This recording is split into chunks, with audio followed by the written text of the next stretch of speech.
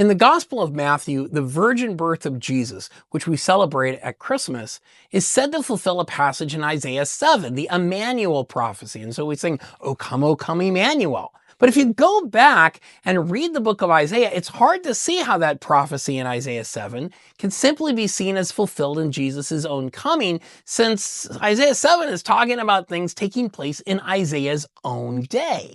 So what's going on here?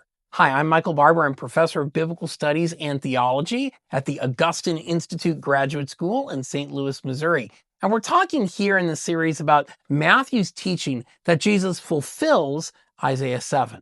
Now, in the original context of Isaiah 7, the passage is clearly talking about things that are going on in Isaiah's own day. So when Isaiah says, the young woman, Alma, shall conceive and bear a son and shall call his name Emmanuel, who is he talking about?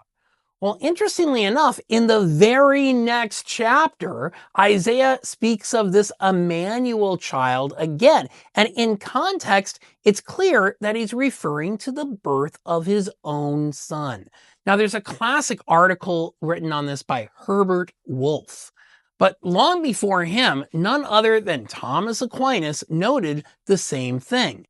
Now, I have a colleague here at the Augustine Institute and a really close friend, Old Testament scholar Israel McGrew. He and I have been talking a lot about this passage this year. He presented a paper on this earlier this year.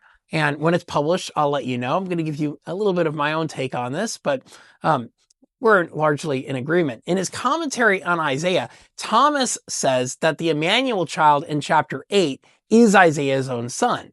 But wait, isn't Emmanuel Jesus? And doesn't Aquinas think that the prophecy in Isaiah 7 is really about Jesus?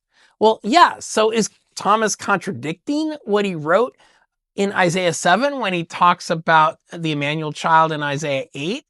Well, I'm going to need another video to explain all of this, because there are a lot of issues here that need to be unpacked. So stay tuned, but we're going to see why Thomas Aquinas does say that Emmanuel in Isaiah 8 refers to Isaiah's own son, but at the same time, he holds that Isaiah 7's reference to Emmanuel is ultimately referring to Jesus. And in fact, Thomas doesn't think it can be linked to anyone other than Jesus. Why is that?